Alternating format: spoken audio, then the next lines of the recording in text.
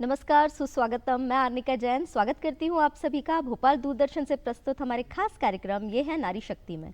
दर्शकों, कार्यक्रम की शुरुआत करूँ उसके पहले चंद पंक्तियाँ आपको सुनाना चाहूँगी कि मैं लेखक मतवाला हूँ, पीता नहीं मैं हाला हूँ, बस इतनी सी कमज़ोरी है, सच को सच कहने वाला हूँ। जी हाँ दर्शकों, लेखक जो होते हैं वो समाज का आईना होते हैं। तो आज यह है नारी शक्ति कार्यक्रम के जरिए हम जिनसे आपकी पहचान करवाने वाले हैं, जिनसे आपकी मुलाकात करवाने वाले हैं, वो एक ऐसी ही लेखिका हैं। आइए स्वागत करते हैं हम डॉक्टर मनीषा गिरी जी का। मनीषा जी एक जानी मानी लेखिका हैं, साथ ही साथ कवित्री भी हैं। कई सारे सम्मान भी इनको प्राप्त हुए हैं, जैसे भारत भूषण रत्न सम्मान, डॉक्टर अंबेडकर कीर्तिमान सम्मान, नारी साहित्य सम्मान, हिंदी साहित्य सेवी सम्मान और साथ ही साथ एक्सेलेंट इन टीचिंग अवार्ड से भी इनको पिछले वर्षों में सम्मानित किया गया है। स्वागत है मनीषा जी आपका हमारे इस कार्यक्रम में। बहुत बहुत धन्यवाद जन जी। तो मनीषा जी, जैसा कि हम ये कार्यक्रम के जरिए आपका परिचय करवा चुके हैं कि आप एक लेखिका हैं, कवित्री हैं, तो कार्यक्रम की शुरुआत यहीं से करते हैं कि आखिर ये लेखन की शुरुआत, लेखन के सफ़र की शुरुआत कहाँ से हुई है आपकी? लेखन की शुरुआत मेरी मैं जब प्राथमिक शिक्षा कह लें या फिर कहते हैं कि जीवन में जब हम कुछ नया करने का प्रयास करते हैं तभी से शुरुआत हो जाती है। मैं कक्षा 8 में पढ़ती थी, तब से मेरी बहुत अभिरुचि थी, साहित्य को लेकर उसमें रुचि रही, तो मेरा लेखन कार्य वहीं से मेरी एक पहली कविता छोटी सी 4 पंक्तियों की कविता मेरी शुरू हुई थी। वृक्ष का श्रृंगार, वृक्ष पृथ्वी का श्रृंगार है, इस तरीके से मेरी जो कविता है वो मैंने मेरी पत्रिका में प्रकाशित करवाई। फिर मेरा एक आलेख आया जब मैं कक्षा 9 में पढ़ती थी, दीवारों पर छिपकलियाँ, इस तरीके से मेरे लेखन की शुरुआत हुई। वहाँ से मैंने शुरुआत की और अब तक मैं निरंतर उसी कार्य पर, उसी रास्ते पर, जो पथ पर कार्यरत हूँ और मैं लगातार लेखन के ज़रिए तो ही और एक सहायक प्राध्यापिका होने के साथ साथ मैं अपने लेखन के साथ साथ में सामाजिक जो रुचियां हैं, अभिरुचियां हैं, उनको सामने लाने का भी प्रयास कर रही हूँ। ये अपने लेखन के द्वारा ही कर रही हूँ। बिल्कुल, बहुत अच्छी बात आपने बताई कि कक्षा 8वीं जैसी छोटी उम्र में जब इंसान की समझ भी इतनी ज़्यादा विकसित नहीं होती, उस समय पर आप लेखन का कार्य अपना शुरू कर चुकी थी। तो ये जो आप लिखती हैं, ये किस विधा में लिखती हैं? क्या इंटरेस्ट एरिया है आपका लेखन में? मेरा देखिए, मैं गद्य और पद्य दोनों विधाओं में लिखती हूँ, कविता भी लिखती हूँ, छंद भी लिखती हूँ, मुक्तक भी लिखती हूँ और कहानी भी लिखती हूँ और शोध आलेख भी लिखती हूँ। और मुझे बहुत पसंद है कि मैं आलोचना भी करना बहुत पसंद करती हूँ, लिखना भी पसंद करती हूँ। और जैसे कि आपने अभी मुझे जो कार्यक्रम की शुरुआत की, हरिवंश राय बच्चन जी की बहुत ही प्रसिद्ध काव्य संग्रह है जो हाला मधुशाला, सॉरी, तो उससे आपने शुरुआत की, उसी की पंक्तियों से। तो एक साहित्यकार के नाते मेरा एक कर्तव्य बनता है कि मैं उस चीज़ की शुरुआत, अपने साहित्य की शुरुआत, नारी शक्ति कार्यक्रम है उसमें 4 पंक्तियां आप सबके समक्ष रखती हूँ। बिल्कुल, स्वागत जैसे है। कि नारी कैसी होती है, नारी का व्यक्तित्व कैसा होता है, सुनिएगा। सौम्यता की फसलें बोती हैं बेटियाँ, सौम्यता की फसलें बोती हैं बेटियाँ, धैर्य अपना नहीं खोती हैं बेटियाँ, बेटियाँ तो सृष्टि का मूलाधार हैं, बेटियाँ तो सृष्टि का मूलाधार हैं, माँ बहन सहचरणी सी होती हैं बेटियाँ, माँ बहन सहचरणी सी होती हैं बेटियाँ, सौम्यता की फसलें बोती हैं बेटियाँ। इस तरीके से मैंने अपने लेखन को बहुत, कहूँगी कि गहन अध्ययन लगातार आप करते रहेंगे तो आपको बहुत कुछ सीखने को मिलेगा। साहित्य को पढ़ना और उसको सृजित करना, फिर उसके बाद अर्जित करना आपके लिए बहुत ज़रूरी है। बिल्कुल, बहुत खूब, बहुत अच्छी आपने ये बात बताई। और जैसा नारी शक्ति के बारे में भी आप लिखती हैं, नारी के ऊपर भी आप लिखती हैं, शोध कार्य भी कई आपने किए हैं, पीएचडी होल्डर भी हैं आप। तो ये पीएचडी का क्या विषय आपका रहा था और उसके चयन के पीछे क्या मकसद रहा है, उसके बारे में ज़रूर हमारे दर्शकों को बताइए। देखिए, पीएचडी का विषय मेरा बचपन से ही एक शौक़ रहा था। मैंने बचपन से जो चीज़ें देखी समाज में कि नारी के प्रति लोगों की जो एक दृष्टि है वो बहुत अलग है, तो मेरे को लगता था कहीं ना कहीं कि उस दृष्टि को बदलना है मुझे। जो चीज़ हमें उसकी दृष्टि के प्रति रखनी है, किस तरीके की प्रति हमारी जो दृष्टि है वो स्त्री के प्रति कैसी रहनी चाहिए, तो उसके लिए मुझे ऐसा लगा कि मुझे आगे शोध का जो विषय है वो मैंने जो लिया है वो स्त्री अस्मिता के सरोकार एवं 21वीं सदी का हिंदी सिनेमा। देखिए, सिनेमा से ही मतलब जो हमारा जो प्लेटफॉर्म होता है वो हमारे समाज के लिए एक बहुत ज़रूरी होता है, उसके ज़रिए ही हम अच्छा बुरा मनोरंजन के ज़रिए हम ज़रूर सीखते हैं। तो मैंने कहीं ना कहीं देखा, उसमें बहुत सारी फिल्में हैं जिनके द्वारा मुझे, आप देखेंगे, आपने भी देखी होंगी कुछ फिल्में ऐसी हैं, जैसे कि अभी अभी जो लेटेस्ट फिल्में हैं जैसे कि मॉम है, इंग्लिश विंग्लिश है, और विद्या बालन की आपने मूवी देखी होगी, तो उस सिनेमा जो है हमें कहीं ना कहीं ये दर्शाने का प्रयास कर रहा है कि स्त्री को हम एक अच्छे पायदान पर ला सकते हैं, और स्त्री की वो स्थिति नहीं है कि वो पहले की तरह जो चूल्हे में गीली लकड़ी होती है उसकी तरह वो धीरे धीरे सुलगती रहे, और एक सहनशील और आत्मसंवेदनशील आज भी है, पहले भी थी, लेकिन उसको दबा कुचला जो माना जाना लगा था वो नहीं आएगा जी। आज के दौर में स्त्री को एक अच्छे स्तर पर, और एक देखिए आप लगातार देखे होंगे कि हमारे देश की जो पहली राष्ट्रपति रहीं, प्रधानमंत्री जो हैं, और बहुत सारी चीज़ें ऐसी थी जिन्होंने महिलाओं ने जैसे अंबेडकर जी ने हमें अधिकार दिया, दिलवाया पढ़ने का, ये सारी चीज़ें, ज्योतिबा फूले जी की इनमें बहुत बड़ी भूमिका रही। आप देखेंगे साहित्यकार जो महादेवी वर्मा है, जो आधुनिक युग की मीरा कही जाती हैं, और बहुत सारे भक्ति काव्य में बहुत सारे लेखक हैं, लेखिकाएं हैं, संत काव्यधारा के हैं, भक्ति काव्यधारा के, वो कहीं ना कहीं स्त्री को कहीं बहुत आगे और उच्च स्तर पर दिखाने का प्रयास करते हैं। स्त्री सिर्फ और सिर्फ जो लोगों की जो मानसिकता है, समाज की जो मानसिकता थी पुरुष प्रधान होने के मात्र, भोग्यवादी समाज जो मानसिकता थी, उसको ख़त्म करने के लिए जो एक इंग्लिश के राइटर हैं सिमोन द बाउअर, उन्होंने अपनी द सेकंड सेक्स पुस्तक में लिखा है कि स्त्री जो है वो पैदा होती है लेकिन उसको बनाया जाता है, क्योंकि स्त्री पैदा हुई है, उसको अंदर जो चीज़ भर दी जाती है एक बार में ही कि आप लड़की हो, आपको ऐसा करना है, आपको पूरे कपड़े ऐसे पहनने हैं, आपको ऐसे बैठना है, आपको ऐसे उठना है, तो उस पर जो एक जो कहते हैं ना कि बाउंडेशंस लगाना, तो वो कहीं ना कहीं क्या है कि वो स्त्री को अंदर से कुंठित करता है। लेकिन आज के समय में मैं देख रही हूँ, और मैं खुद भी ये महसूस कर रही हूँ, मैं एक नारी हूँ, इसीलिए मैंने वो विषय चुना कि मुझे कहीं ना कहीं उसमें कुछ नया देना है, क्योंकि हमारा जो शोध होता है वो कहीं ना कहीं समाज को कुछ नया देने का प्रयास करता है। बिल्कुल, ये बहुत सही आपने बात बताई। और जैसा हमने पहले कहा था कि लेखक जो होते हैं वो समाज का आईना होते हैं, उसी तरीके से सिनेमा भी समाज का ही आईना है। तो ये एक बहुत अच्छा शोध का विषय आपका था।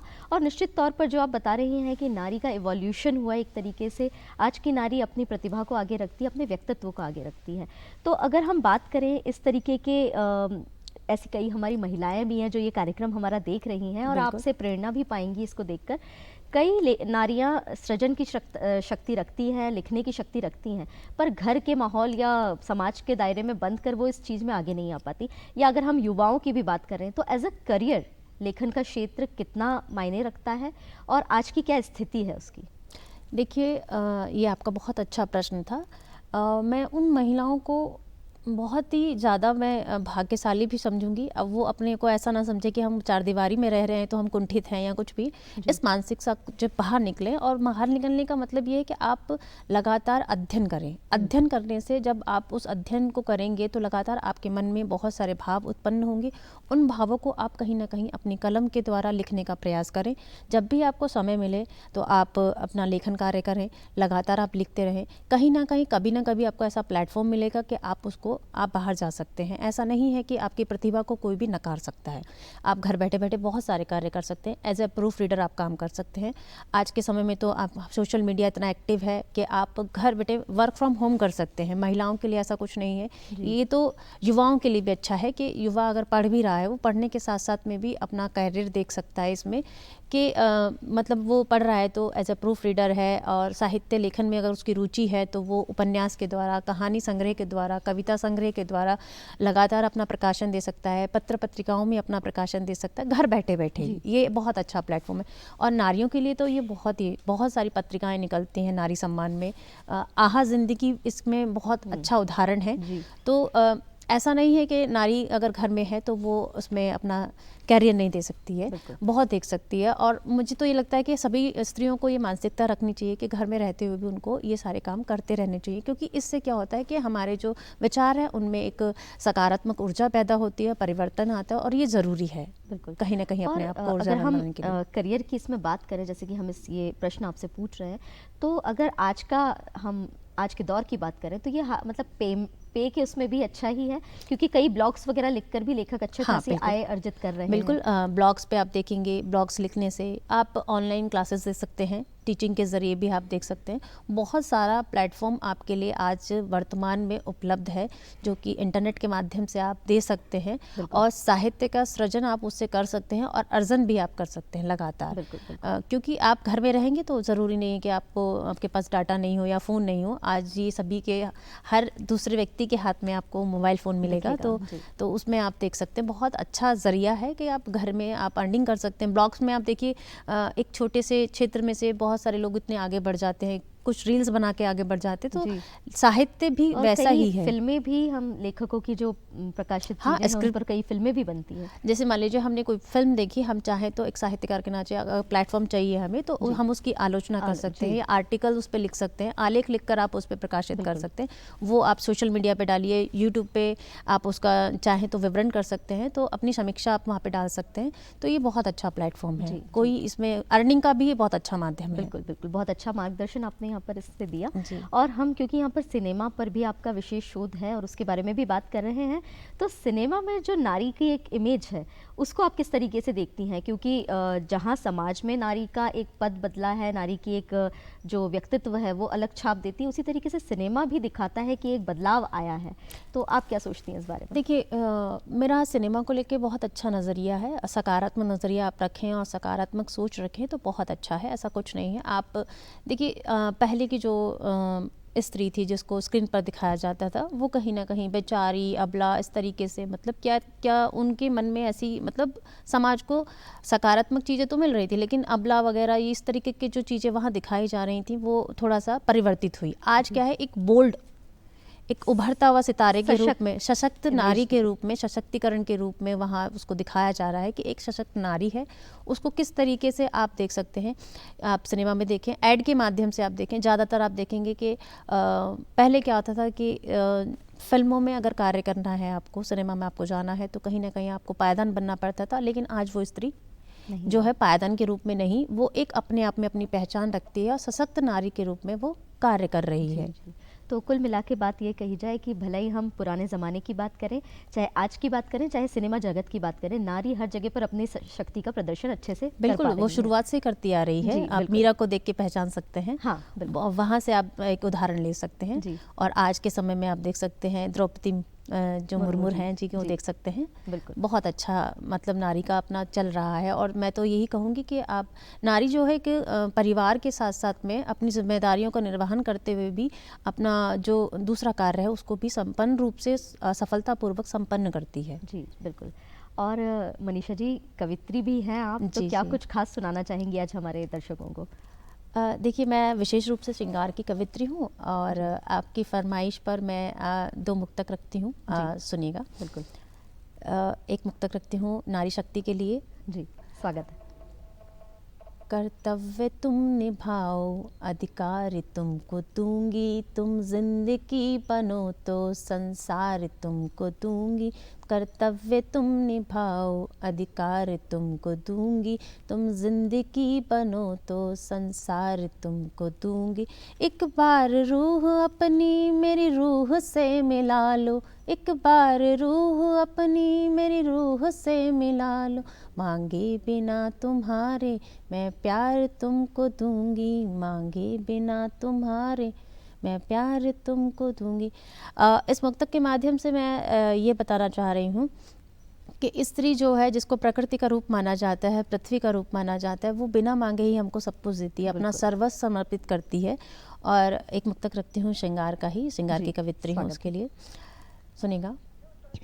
धड़कन में तेजी है, मध्यम मध्यम स्वर है, आँखों ने खता की है, शर्माती चूनर है। एक बार उसे देखा फिर वो ही दिखता है, वो प्यार मेरा है या कोई जादूगर है, वो प्यार मेरा है या कोई जादूगर है। बहुत खूब, बहुत अच्छा, बहुत ही सुंदर। और इससे ये पता चलता है कि एक लेखक में सभी तरीके की खूबियाँ होती हैं, जहाँ पर वो एक सशक्त महिला के बारे में भी लिख सकती है, वहीं श्रृंगार रस के बारे में भी आप बखूबी लिख सकती हैं। तो मनीषा जी, कितनी प्रकाशित पुस्तकें हैं आपकी, कौन कौन सी प्रकाशन हो चुकी हैं अभी तक? देखिए प्रकाशन की बात करें तो साझा संग्रह मेरे 51 से ज़्यादा हो चुके हैं और मेरी अभी 3 पुस्तकें प्रकाशित हैं, 3 प्रकाशित हैं और उसमें से आधुनिक स्त्री विमर्श जो कि स्त्री परि, उसमें मेरी कई महिला साथी जो हैं मेरे, जो मैं जहाँ पर अपना अभी कार्यरत हूँ वहाँ पर महाविद्यालय में, वहाँ पे कई स्त्रियाँ हैं जो मतलब जो लेखिकाएँ भी हैं और एक सहायक प्राध्यापक के रूप में मेरा ये दायित्व बनता है कि कहीं ना कहीं समाज को उनकी सोच, उनके विचार वहाँ तक जाने चाहिए। तो हम लोगों ने मिलकर एक पुस्तक निकाली, उस पुस्तक में सभी के शोधालेख हैं जिसका संपादन मैंने किया है। एक पुस्तक मेरी है प्रकृति और प्रेम, उसमें भी मैंने प्रकृति का प्रेम किस तरीके से स्त्री के प्रति है वो भी वहाँ पर प्रदर्शित करने का प्रयास किया है। और तीसरी पुस्तक मेरी है ख्वाबों में तुम, जो कि मैंने लॉकडाउन में लिखी और लॉकडाउन में लगभग 30 दिन में वो पुस्तक प्रकाशित होकर आ गई थी। तो उस पुस्तक में मैंने ख्वाबों में तुम पुस्तक का जो शीर्षक है उसमें है, उसमें भी मेरी सारी जो रचनाएं हैं वो स्त्री को लेकर के हैं। उसमें स्त्री का एक व्यक्तित्व कैसा होता है, एक प्रेमिका के रूप में, प्रकृति के रूप में, एक माँ के रूप में, एक बेटी के रूप में, वहाँ पे मैंने उसमें लिखने का कार्य किया और समाज को कुछ नया देने का प्रयास किया। अभी मेरा एक उपन्यास अभी आने वाला है, तो जल्द ही प्रकाशित होगा, आप सभी के सामने होगा और मैं आपको भी वो भेंट करूंगी। और एक मेरी पुस्तक है मैं स्त्री हूँ नाम से प्रकाशित होने जा रही है, 50 कविताओं का संग्रह है।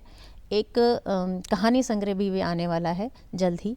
तो अभी मेरा कार्य लगातार चलता रहेगा और लेखन का कार्य मैं ये मानती हूँ कि आप प्रतिदिन करते रहिए और ये आपके लिए आपको ऊर्जा प्रदान करता है, कहीं ना कहीं आपको ऊर्जावान बनाता है। और जो प्रकाशन के लिए ज़रूरी नहीं है कि आप एक ही विषय पर लिखें, अभी समग्र विषय पर आप लिख सकते हैं। साहित्य में नारी को लेकर के लिख सकते हैं, सिनेमा को लेकर लिख सकते हैं, किसी ऐसे जो रूढ़ी है उसको लेकर के। अभी देखिए जो अभी वर्तमान का जो विषय चल रहा है राम को लेकर चल रहा है, तो राम पर भी मैंने काफ़ी चीज़ें लिखने का प्रयास किया है, मुक्तक भी लिखे हैं, कविता भी लिखी है, एक आलेख भी लिखा है। तो लगातार ऊर्जावान बनने के लिए आपको सृजन अर्जन, मैंने आपसे कहा पहले भी, साहित्य को जितना पढ़ेंगे उतना ही आपको बहुत अच्छा मिलेगा और साहित्य को खोजने की ज़रूरत है, क्योंकि साहित्य जो है एक अखंड समंदर और गंगा है, सागर के रूप में है हमारे। जितना आप उसमें से ले सकते हैं और जितना समाज को नया दे सकते हैं, ये आपके व्यक्तित्व पर निर्भर करता है और आपके अंदर कितनी क्षमता है उस पर निर्भर करता है। बिल्कुल सही मनीषा जी, आपने यहाँ पर एक बात भी कही कि नारी जो है उसकी तुलना यहाँ पर प्रकृति से की गई है। जिस तरीके से प्रकृति हमेशा प्रदान करने का काम करती है, उसी तरीके से आप भी अपने ज्ञान के द्वारा समाज को ये सारी जो साहित्य से जुड़ी चीज़ें हैं वो प्रदान कर रही हैं। और अगर हम सम्मानों की बात करें, मैंने कुछ तो नाम बताए भी थे, इन सम्मानों के बारे में आप हमें डिटेल में बताइए, थोड़ा विस्तृत करके। देखिए, मुझे भारत भूषण रत्न सम्मान से सम्मानित किया गया मेरी साहित्यिक जो प्रस्तुति है उसको लेकर के। कहीं ना कहीं मैं एक बात कहना चाहूँगी कि जितने भी सम्मान मुझे आज तक प्राप्त हुए हैं, लगभग मुझे 500 से अधिक सम्मान प्राप्त हो चुके हैं। मैं इतनी कम उम्र में ये अपना सौभाग्य कहूँगी कि मैं आज 29 वर्ष की हो गई हूँ और 29 वर्ष में मैंने इतने सम्मान प्राप्त किए हैं। और उसमें मेरे सभी जो मेरे आदरणीय हैं और मेरे मित्रगण हैं और मेरी जो मेरा परिवार है और सभी का पूरा सहयोग रहता है। कहीं ना कहीं मेरे को वो अच्छा प्लेटफॉर्म देने का भी प्रयास कर रहे हैं कि भाई हम आगे बढ़ना चाहते हैं तो हमारा जो बेटी है वो आगे बढ़नी चाहिए, मित्र है वो आगे बढ़नी चाहिए। और सम्मानों की बात करें तो देखिए, साहित्यकार के लिए सम्मान जो होता है सबसे बड़ा उसके साहित्य का सम्मान होता है और उसके लेखन का सम्मान। अगर आपके लेखन का सम्मान हो गया तो आप समझ लीजिए आपको बहुत सम्मान मिल गए हैं। और जो सम्मान मुझे मिले हैं, जैसे कि मान लीजिए नारी शक्ति सम्मान मिला है मुझे, टीचिंग एक्सीलेंट अवार्ड मिला है मुझे, और निराला सम्मान मिला है, निराला युवा सम्मान मिला है, और अब हिंदी से भी सम्मान मिला है। साहित्य अकादमी द्वारा बहुत सारे सम्मान मिले हैं, भोपाल साहित्य अकादमी से भी मुझे सम्मान मिला है। तो इन सम्मानों की बात करेंगे कि मतलब आप जब भी कुछ भी लिखना चाहते हैं, आप ये सोचकर ना लिखें कि मुझे इस पर सम्मान मिलेगा, मुझे ये सोचकर लिखना चाहिए कि मैं समाज को क्या नया दे रहा हूँ। और इन सम्मान, ये सम्मान जो होते हैं ये हमें प्रोत्साहित करने के लिए होते हैं कि हम कितना लेखनकार है। और लेखक के लिए ये सम्मान जो होते हैं वो उसके लिए कोई ऐसी बड़ी उपलब्धि इसलिए होता है कि आप उस लगातार वो अगर सम्मानित होता रहता है तो उसकी प्रतिभा सामने आती रहती है, समाज के सामने वो अपना जो प्रस्तुतिकरण है वो और अच्छा देने का प्रयास करता है। प्रोत्साहन के रूप में सम्मान दिए जाते हैं। सम्मानों का कोई कोई अखत वो नहीं है कि भाई लगातार ऐसा है कि भाई लोग सोचते हैं कि नहीं मुझे ये भी मिल जाना चाहिए। आज के समय में सम्मान कुछ खरीद भी लिए जाते हैं, लेकिन ऐसा मेरे विषय में तो नहीं है। और जो मुझसे ऐसा कहता है तो मैं उसे नकार देती हूँ कि आप मेरी क्षमताओं पर, मेरे साहित्य पर अगर इस तरह के सम्मान देना चाहें तो आप मुझे दे सकते हैं, मुझे स्वीकार है, अन्यथा मुझे स्वीकार नहीं है। ये आपका बड़प्पन है कि एक लेखक होने के नाते आप इसको सामाजिक अपना एक दायित्व मानती हैं कि केवल प्रोत्साहन के रूप में ही मैं सम्मानों को लूंगी और उसके अलावा लेखन के द्वारा मैं समाज को देने की ही कोशिश करूंगी। बहुत अच्छी भावना है आपकी यहाँ पर। और अगर हम एक प्रश्न मन में आता है कि जैसे आप इतनी कम उम्र में लेखन के क्षेत्र में हैं, इतना कुछ आपने उपलब्धि प्राप्त की है, कई हमारे युवा ऐसे भी हैं या आज की पीढ़ी की अगर हम बात करें तो लोग लेखन से दूर हो गए हैं, जबकि अगर माना जाए तो लेखक और उसके लेखनी एक बहुत बड़ा संबंध रखती है। अगर हम सोशल मीडिया की बात करें या आजकल जो गैजेट्स आ गए हैं, ये शॉर्टकट जो है वो युवा अपनाते हैं, तो किस तरीके से हम अपनी युवा पीढ़ी को प्रेरणा दे सकते हैं लेखन से जुड़ने की और साहित्य की तरफ वापस लौटने की? देखिए, इसके लिए सबसे बड़ा जो हमारा साधन बनेगा वो बनेगा हमें साहित्य को खोजना और पढ़ना। जी, मैं एक शिक्षिका हूँ, तो मैं लगातार जब अपनी क्लास में जाती हूँ तो मैं लगभग 5 मिनट ऐसे विषयों पर वहाँ बात करती हूँ जो सामाजिक रूप से मेरा दायित्व बनता है, एक गुरु होने के नाते, एक शिक्षक होने के नाते, कि मैं बच्चों को वो चीज़ दूँ कि उसमें उनका जो पूरा निर्माण हो रहा है, सामाजिक रूप से निर्माण जो हो रहा है, क्योंकि माता पिता के बाद गुरु ही एक ऐसा व्यक्तित्व होता है जो बच्चों को और जो उनके छात्र छात्राएं हैं वो उनको नई शिक्षा, नई पीढ़ी और नई ऊर्जावान स्थिति में उनको सशक्त बनाने का कार्य करता है। तो मैं उनको ऐसा ज्ञान मतलब जो भी मेरी तरफ से बन पाता है, जो बातें मेरे से बन पाती हैं, जो संवाद मैं उनसे करती हूँ, सबसे पहले संवाद में उनसे यही पूछती हूँ कि आपको क्या बनना है, आपका कौन ऐसा व्यक्तित्व है जिसको आप अपना आइडियल बनाना चाहते हैं, चाहे वो आपके माता पिता हैं, आपका कोई मित्र है या फिर कोई सामाजिक ऐसा प्रसिद्ध व्यक्तित्व है। जैसे आप देखें कुछ लोगों का जो है आइडियल पर्सन होता है वो APJ अब्दुल कलाम है, कुछ के जो है विवेकानंद है स्वामी, कुछ के जो है साहित्यकार प्रेमचंद हैं, बहुत बड़े बड़े मैत्रेयन गुप्त हैं। इस तरीके के लोग अपने अपने उसको रखते हैं। जैसे कि मैं प्रेमचंद से बहुत सीखती हूँ।